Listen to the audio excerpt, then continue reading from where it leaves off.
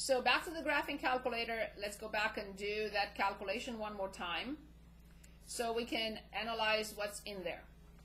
Look what it gives us. It gives us the sum of x. So remember we had x bar, which is the sum of x, of course, from I equals 1 to the last one, xi divided by n. So the calculator not only gives us the entire answer as 79, but also gives us this because sometimes we use it, we need it. So it's 790. It gives us n, of course, which we know is 10. And look at the Sx and the sigma x. Of course, this is always slightly bigger than this because we are dividing here by 9, but here we are dividing by 10. So the sample, it's also a good notation, especially if we have two variables, Sx and then Sy if you want. So the calculator gives us Sx, so this is 10.561986, which we already got, and we should stop at 4 digits, like 562 in this case. And it also gives us sigma x, which is 10.01998. Again, we should stop at 4 digits, that should be enough.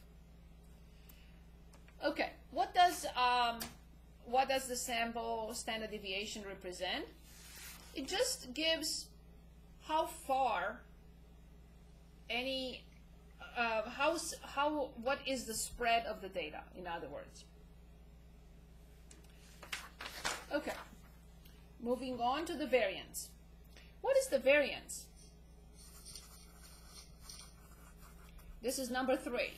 So the measure of dispersion, range, standard deviation, and now variance. Of course, for the sample, will be lowercase s squared. For the population, will be obviously sigma squared. All we have to do is just square these.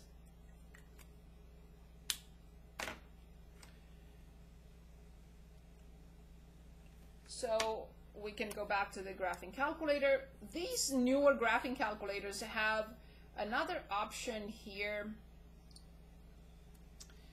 I think is it in lists? Somehow they also, in distributions, I guess. No, not in distribution, in variables. They have a way they store, here it is. Okay, so let's press on variables if you have your calculator and scroll down to statistics.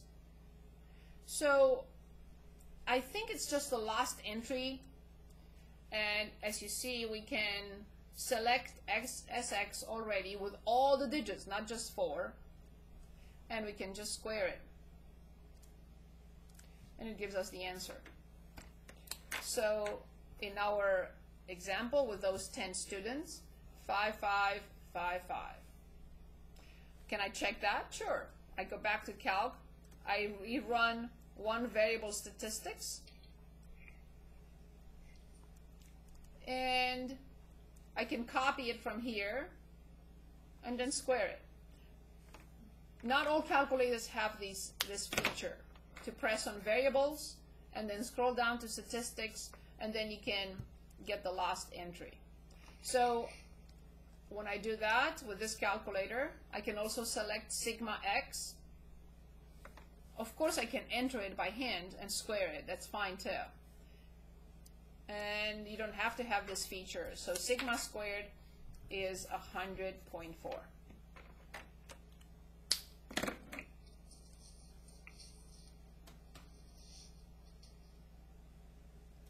Any questions? Well, here's a question for you. Which data set has more dispersion? One that has a standard deviation of 16.5, or one with the standard deviation, so I'm going to call it x, and sy, which is 4.5. Which one has more dispersion? Which one is more spread, has more spread? Of course the first one, because it has the distance, the spread of the data is within 16.5, standard deviations from the mean, and the other one is 4.5 standard deviations from the mean. Okay, number 4. Any questions for me?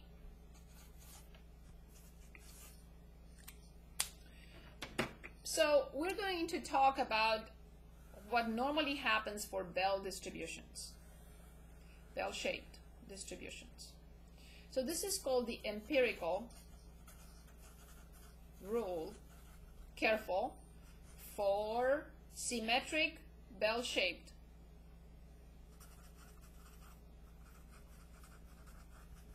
distributions. And I put those intervals in there for you. So this is the mean of the distribution. And this portion of the data, 34% here and 34% here, should contain 68%.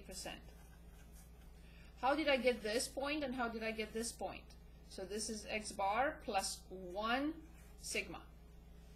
This is x bar minus 1 sigma. So this is 68%, 34 plus 34, 68% of the distribution should be, if it is bell-shaped, not if it's not. If it is bell-shaped, this part of the graph should contain 68% of all the observations we have in that data set. What about here? Between these two, this piece should contain 95%. Between this and this, 95%. How do I get this point? How do I get this point? Obviously, this is x bar plus twice sigma, and this is x bar minus twice sigma. Sigma being the standard deviation, of course. And the last one, 99.7%, something like this.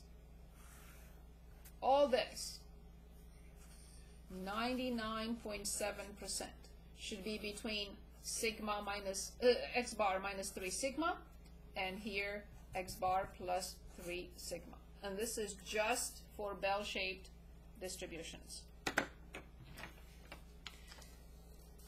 Okay, I would like us to enter this data set and call it whatever you want, cholesterol, HDL, or female patients, or whatever you want to call it. And I would like us to compute the means. I didn't mean the means, I meant the mean, so please change that for me. So compute the mean and standard deviation and draw a histogram to check that the data are bell-shaped. And then verify the empirical rule.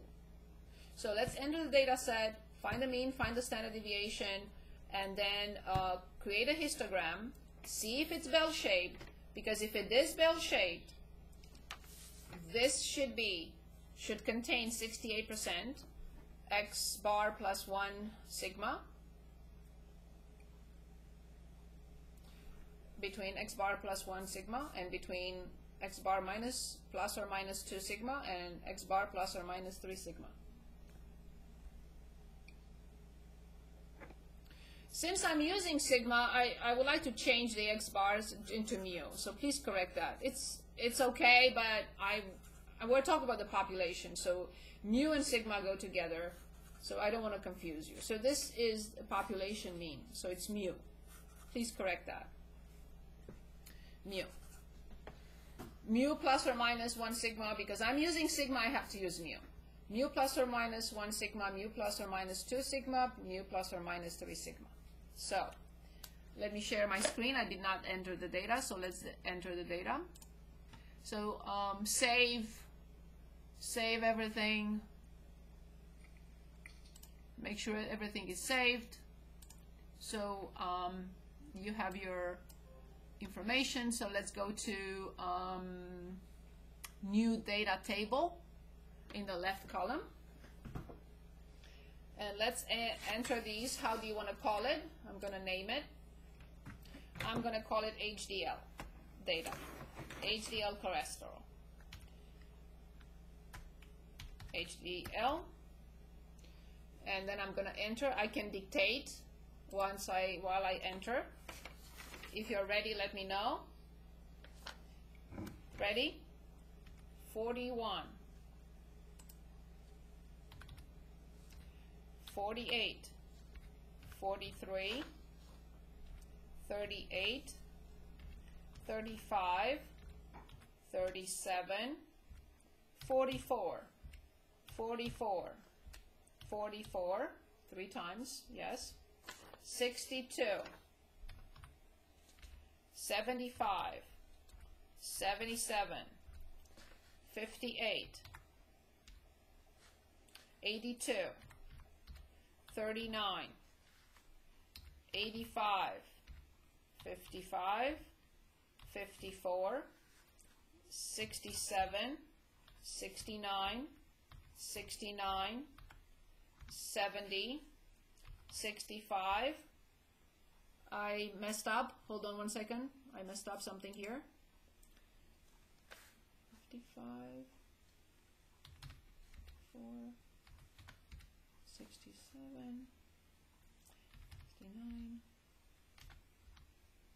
So we are at 70. 69 twice 70. Okay, 65, 72.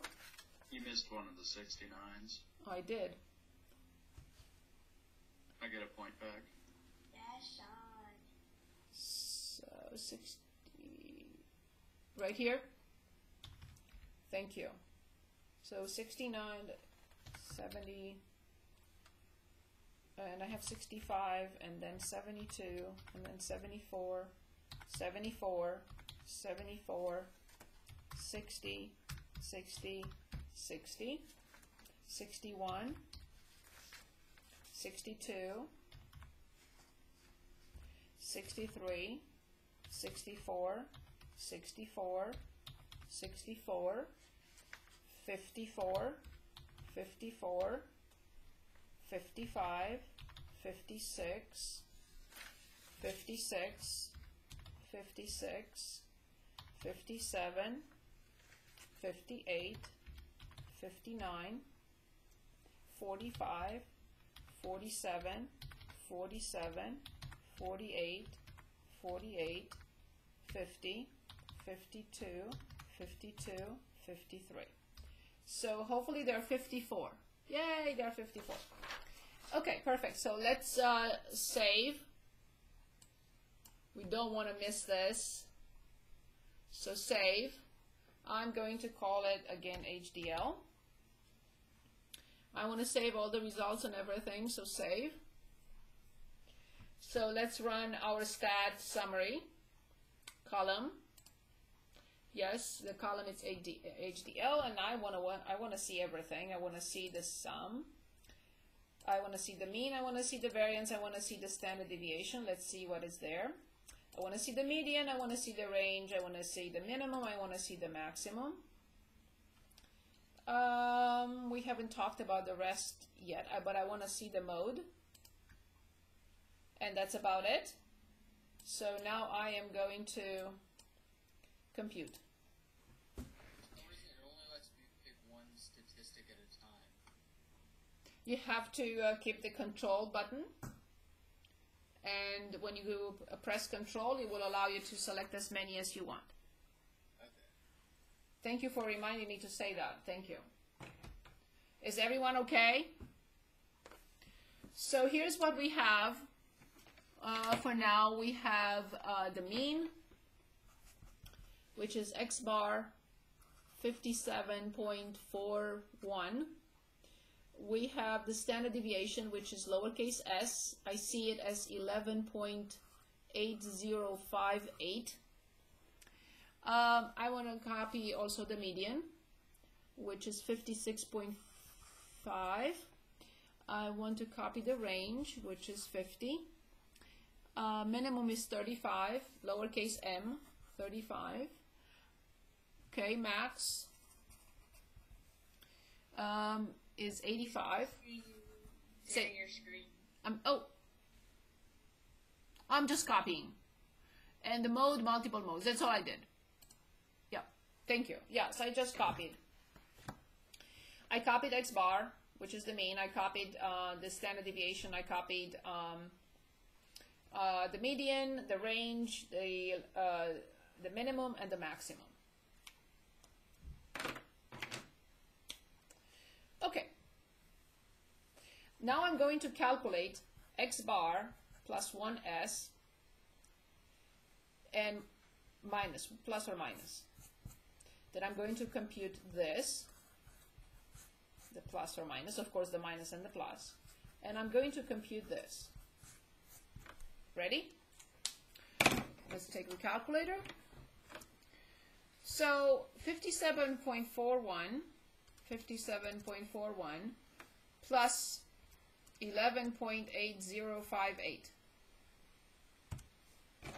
69.22, and I'm going to copy what I just did and change it into minus, and I have 45.60. I'm going to copy this, change the sum into a difference, so just keep it as a difference, but insert a 2. Not there, I want it the other way. Insert a 2 and multiply. So I get 33.80, and then I copy the same thing, but I want it with plus, and I got 81.02. And finally, I want to change this into 3, and this is 92.83, and I want to change it into minus 21.99.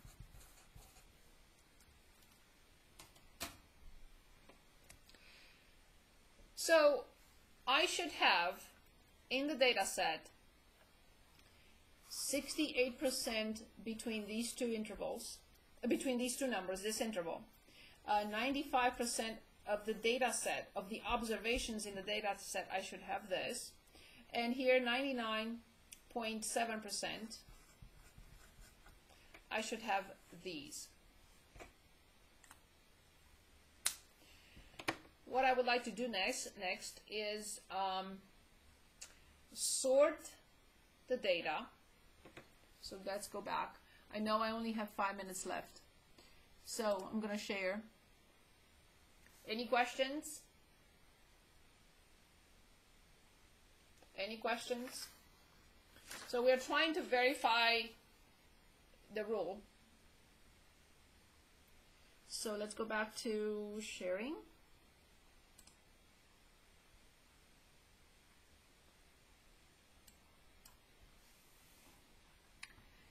One way would be, and I have not done this, so allow me just to check for a second if it will allow me to determine proportions.